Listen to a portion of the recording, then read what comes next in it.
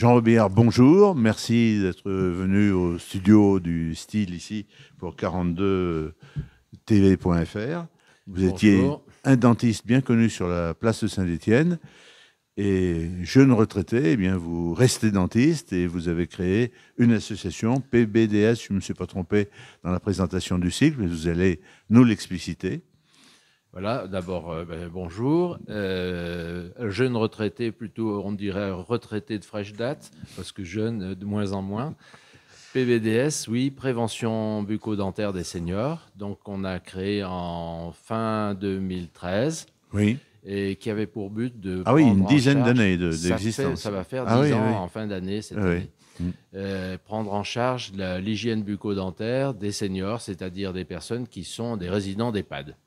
Quel a été l'élément déclenchant? Parce qu'il y a un motif quand même d'avoir créé L'élément l'association. déclenchant, c'est au cours de mes 42 ans d'exercice où j'avais des personnes, des patients qui me demandaient si je pouvais aller voir leur père ou Ah leur oui, mère qui étaient ah oui. en EHPAD, qui avaient des problèmes dentaires. Et Mhm. donc, je me déplaçais comme je pouvais, mais sans moyens techniques. Et voilà, donc j'ai compris qu'il y avait beaucoup de demandes et que la situation n'était pas reluisante au niveau de l'hygiène bucco-dentaire. Je crois savoir qu'en EHPAD, il y a beaucoup de gens qui ont des problèmes mémoriels, des problèmes de déplacement, des problèmes Oui, d'hygiène, des problèmes de c'est nourriture. toujours la Et même c'est un peu chose. négligé Bien peut-être. sûr, bien sûr, c'est la base. Si vous voulez, le choix, c'est rentrer en EHPAD est rarement un choix. C'est parce qu'on ne Ben peut plus oui. rester à domicile. Et si on ne peut plus rester à domicile, c'est qu'on ne peut plus gérer quoi que ce soit, ni sa personne, ni sa vie au quotidien. Donc, ce sont des personnes qui ne peuvent plus prendre des rendez-vous chez des médecins, se faire soigner, et puis vraiment une perte d'autonomie importante, c'est-à-dire de se lever, de se nourrir, etc. Et, entre autres, de se brosser les dents. Parce Alors, que là, alors, partant du constat que vous avez expliqué, qu'est-ce que vous avez créé? Vous avez réuni des confrères, des consoeurs en disant on c'est va essayer de pallier ce manque. c'est une bonne et une mauvaise question, parce que justement, la difficulté, c'est de recruter des confrères.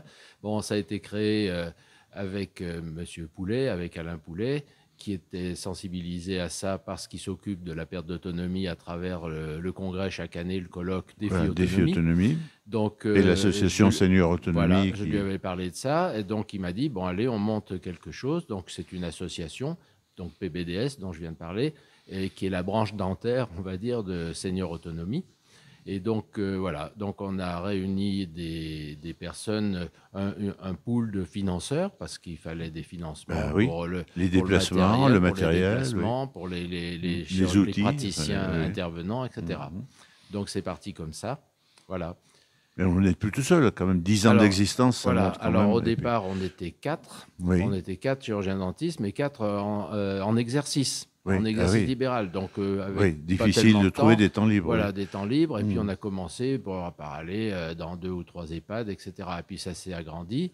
Il y en a deux Puis il sur y a un les vrai quatre. besoin, j'imagine que vous avez été de plus en plus sollicité. Un On a été de directeur plus d'EHPAD en... qui disait, ben, Voilà. mon confrère ou ma consoeur, elle a. Voilà, il faut savoir que depuis, bon, il y a à peu près 118 ou 120 EHPAD Oui, dans la Loire. Donc, on est passé pratiquement partout et on va dans la Loire et dans la Haute-Loire oui, aussi, enfin le nord de la Haute-Loire.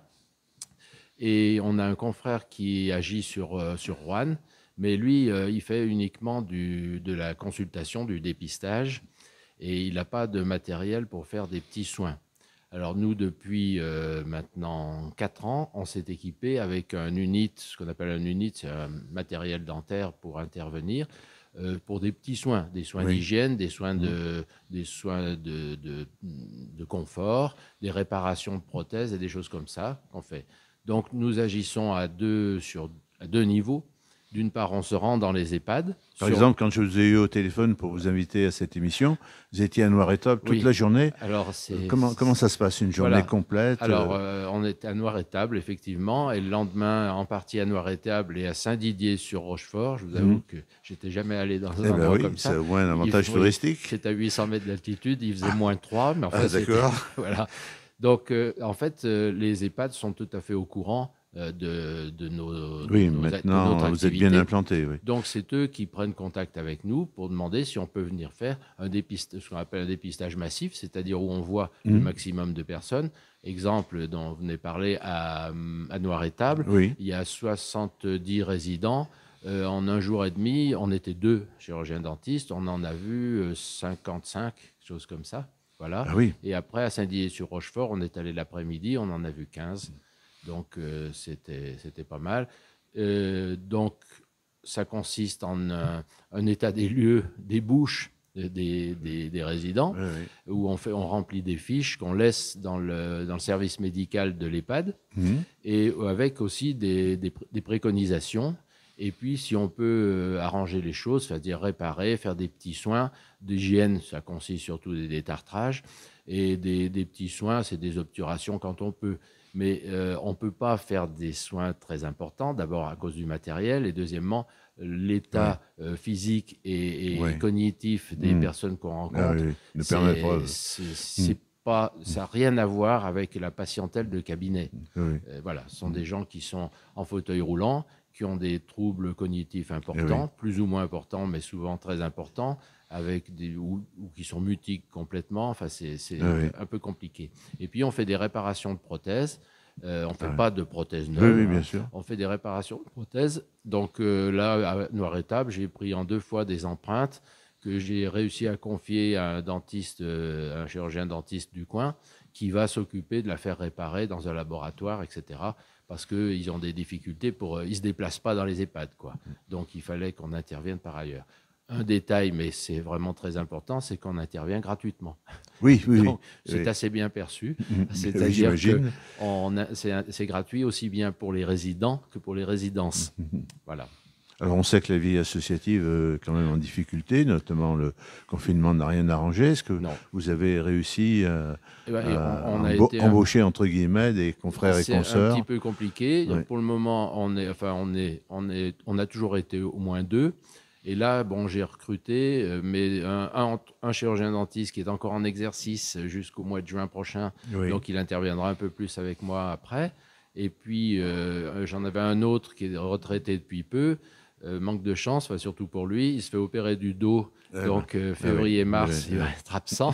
Donc, il va falloir assumer un petit peu les activités. Alors, on a vu votre aire géographique qui est grande, hein, la totalité du département, le département voisin de la Haute-Loire. Est-ce que ça existe depuis 10 ans, est-ce que votre existence a généré des initiatives un peu identiques dans d'autres régions françaises? Disons que... Parce qu'il y a un créneau, un vrai créneau. Bien sûr, ce n'est pas notre activité qui a généré, mais on va dire que c'est dans l'air du temps de s'occuper du vieillissement, des personnes âgées, des résidents en EHPAD et des pertes d'autonomie. Donc, il y a quand même, par exemple, dans le Puy-de-Dôme, il y a le regroupement, si vous voulez, de l'URPS, c'est-à-dire l'Union régionale des professions de santé, Oui. le département, Oui. se sont associés. Et c'est un pays de fac aussi. La fac dentaire à Clermont est très active. Oui. Donc, ils ont réussi à financer un camion qui est équipé et qui se déplace dans les EHPAD, c'est-à-dire qui se pose sur un parking et où les personnes peuvent venir se faire soigner un peu plus. Voilà. J'en arrive au terme de l'émission qui est passée très vite. Peut-être une dernière question. On a vu que vous avez du matériel que vous transportez, vous êtes équipé de ce côté-là. Et depuis quelques mois, j'avais eu le plaisir d'être à l'inauguration, vous avez un cabinet fixe dans un EHPAD, celui de l'Armée du Salut à Saint-Étienne. La Sarrazinière à Saint-Étienne, qui est gérée par l'Armée du Salut.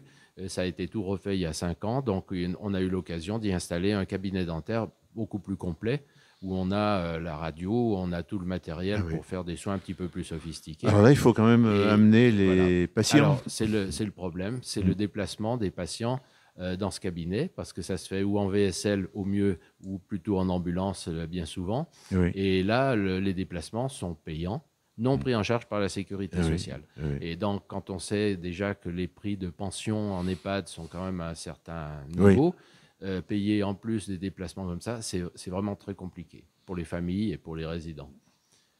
Maintenant, on développe, je finis là-dessus, on développe le système de la télédentisterie. Enfin, Ça s'appelle la télémédecine dentaire. Enfin, la télédentisterie, c'est-à-dire un constat, une consultation qui se fera dans les EHPAD avec une caméra intrabuccale, et on passe par des connexions informatiques, et on aura un dentiste qui sera dans un bureau à Saint-Étienne devant un écran et qui pourra guider l'infirmière qui fera la consultation en direct, en posant les bonnes questions et en faisant le relevé de ce qu'elle constatera. Voilà. Donc, ça, c'est un progrès. Merci beaucoup, Jean Robillard, d'être venu nous parler de cette initiative très originale, au bon sens du terme. Je vous remercie.